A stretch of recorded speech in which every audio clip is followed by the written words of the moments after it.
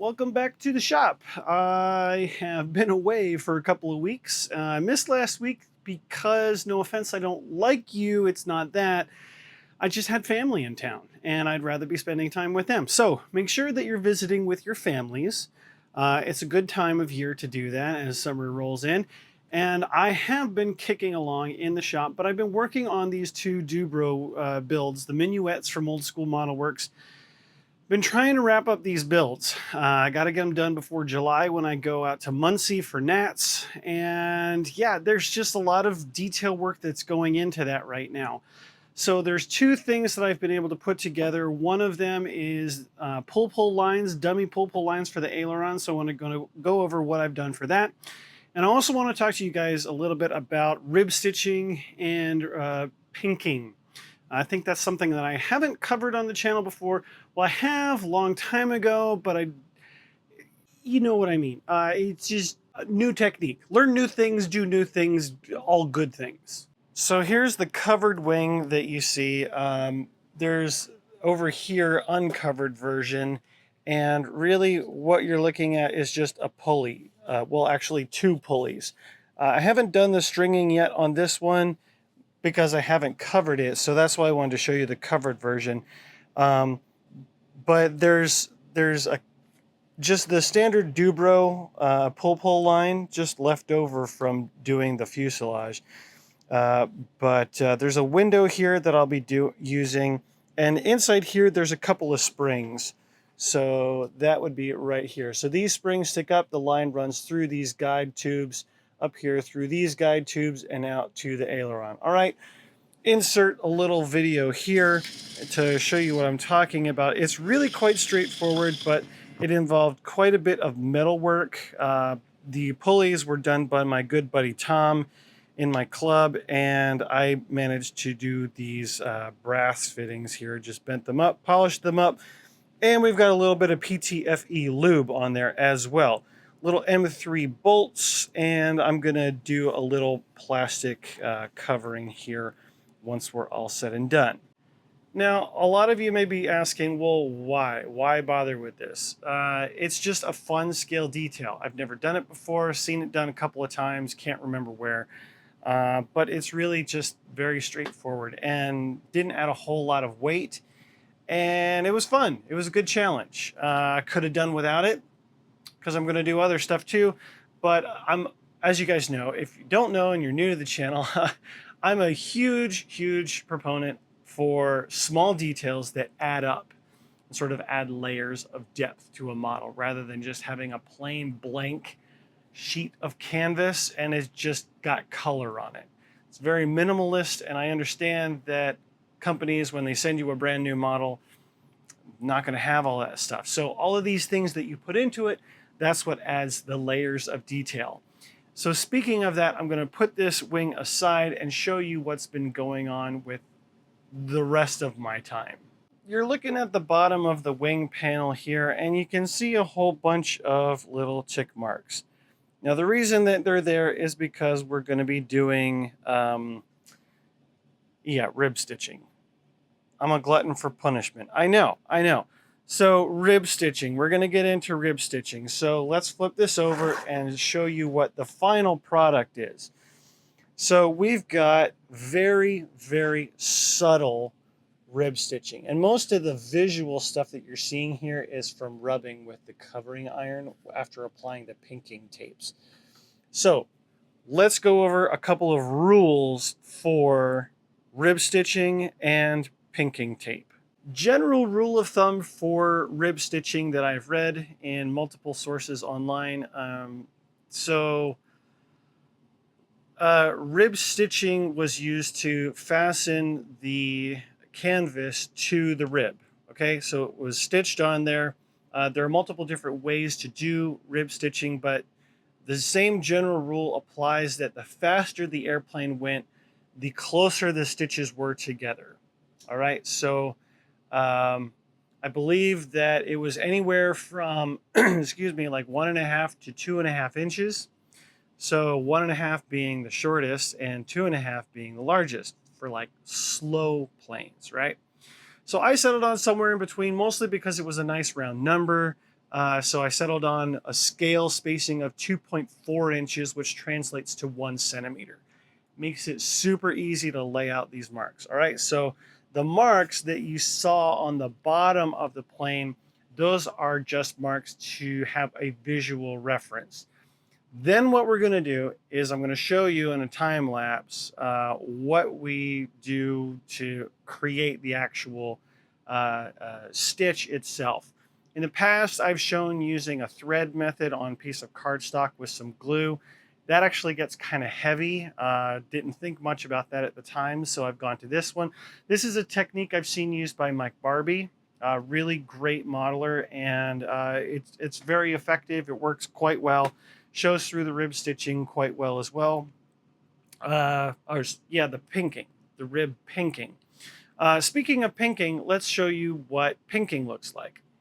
So moving over from the wing to this part of the board, I've got another piece of covering laid out here, and it's 10 inches, mostly because that covers the span of the wing. From here to here, I need about 10 inches of material. That's a little bit of overage too, so that's what I need. Now, the general rule of pinking is that the pinking is 2 times the width of the rib stitching. So say your rib stitching is a 2-inch spacing, so scale width of the pinking. So this width is 2 times this length, which makes sense, right? So you're just trying to hold the stitches in place. That's all the pinking is for. And so there are some references that German planes used this kind of pinking technique. Others showed ripped. So make sure you check your scale documentation for the model that you're building. I'm going with pinked because I think it's cool. I picked up this set of pinking shears from Walmart, right? I think it was less than 20 bucks. So pinking shears. So I'm measuring 2 centimeters line, and then I'll draw another line at 2 centimeters, and then I'll use that line as a guide to cut. So that way my pinking tapes are nice and straight, nice and straight. And then you just apply it over top of your ribs, all right? So very straightforward stuff, right? It's a process, but as you can see, it makes a really nice blank canvas for painting. Painting is the way to go. Hand painting, not airbrush stuff, hand painting on World War I era, early age, because they didn't have spray guns like that, right? So that's what we're doing. We're hand painting after this. So it's got to have depth to it. It's going to have some flaws and imperfections when you get up really, really close, which is cool. But yeah, that's the goal here. We've got to get every rib stitch done, and then we've got to get pinking over top of it. I'd like to try to knock out the other side of this panel and at least one whole other panel today. We'll see how far we get, but I'm going to put you guys on some time-lapse stuff so you can see what goes down, and that way we can, if there's any issues that come up, probably won't be because I've done the whole top of this wing and there haven't been any issues. But I can come back and talk to you about it because I like to share those frustrations with you as well. See if you guys can avoid them in your workflows as you build.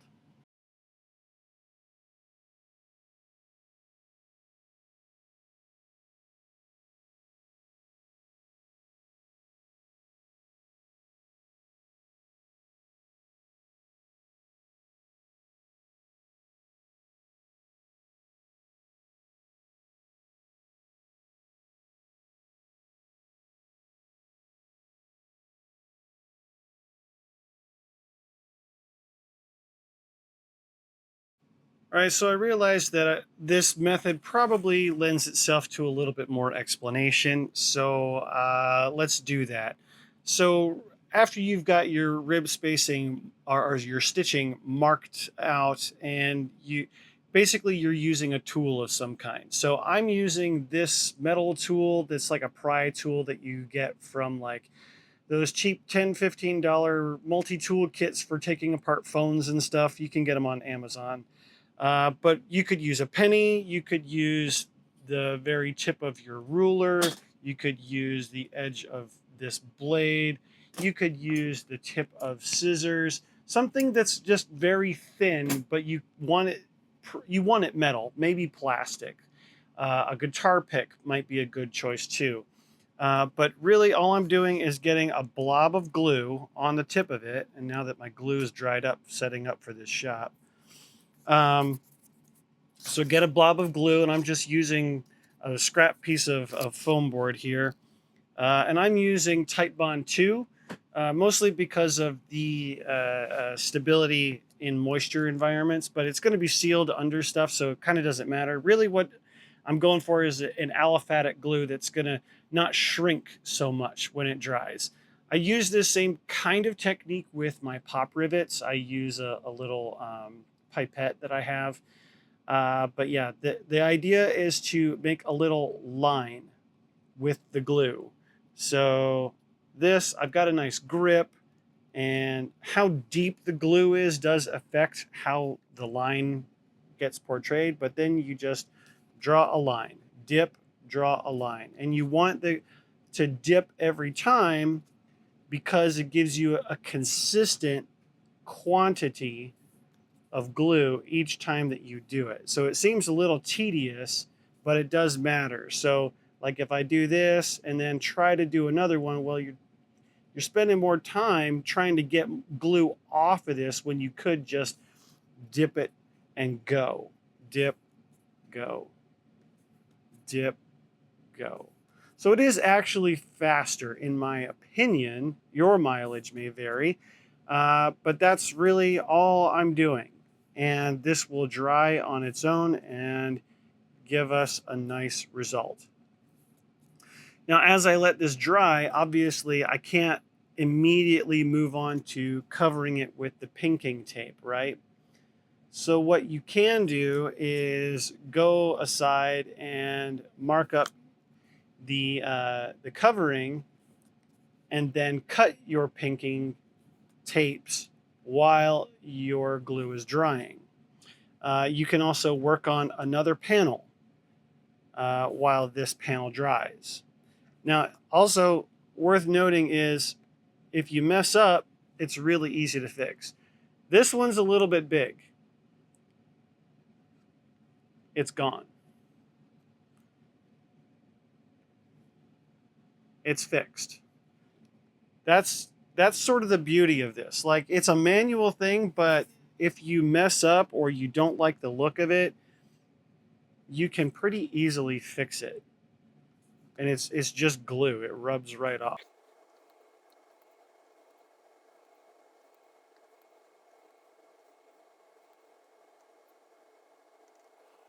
All right, so this panel is done. I'm going to set it aside. I'm going to wipe this bit of glue off with a paper towel, and that way I can keep using this. No sense in throwing it away just yet since I'm using it just for glue. But that's really it. So I'm going to get you set up over here where I can show you how to draw out your pink tapes. All right, welcome to the other side of the bench. I already have a scrap piece here with a straight side. I can use this on the wing roots since I'm going to fold over the edge and have it used there. So I need 12 additional tapes for this side. So really all you're doing is you take this line and every 2 centimeters. Then you're going to do the bottom side.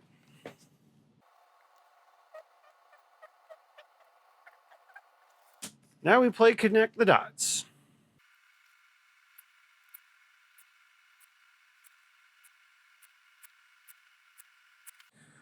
All right, so that's done. So next part is cutting your tapes. So since I already have this edge cut, I'll just show you how this works. But if you have a straight edge, obviously you want to start with a pink, if you have a pinked side on each side of the tape. So just start, and I'm lining up the teeth right on the line. Nice straight cut. And then we reposition. It's a little tricky. I know they make pinking wheels, but I prefer this because it's an easier tool to store. A pinking wheel, I don't want to get dull, because over time I've seen it where people get frustrated and they're like, oh, well, the pinking wheel got dull in this one spot, so every time the wheel comes around, it doesn't cut this one spot. That's annoying to me. I want to buy a tool and I want to buy it once. I don't want to have to keep buying it over and over again.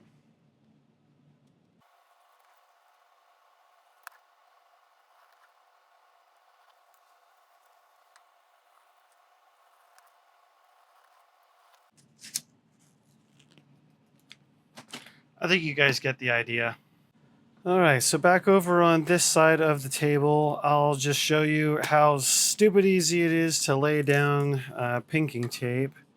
Really, all you're doing is trying to center it up, and you can use an eraser to erase the pencil lines if you want, but I know I'm gonna paint this surface. But yeah, you start at the top, line it up at the bottom, tack it up top with a little bit of heat. What heat is pending on what covering material you're using. I'm using Oratex, and so my temperature is somewhere around 300 degrees. So after it's tacked in place, I'm just running it up one side and then lightly over top of the stitches, and then down the other side. And that's it. You flip it over, down on your cutting board, trim, and seal the edge. And you're done. Rinse, repeat. You see, I've got another couple of tapes here, and that's just because I'm using little pieces of scrap, and I had them out, and I didn't want to lose them.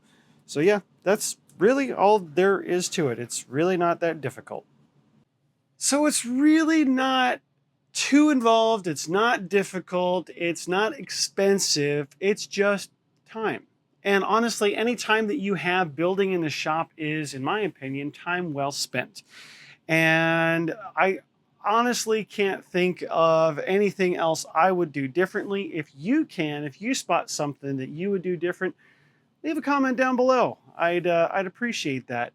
And as always, head on over to dubro.com to get all of the hardware that you need for your models. Use code Josh10 in checkout so that you can save yourself a little bit of money doing that. Again, I don't get anything from that code. It's just for you. And that way you can make your models flying works of art.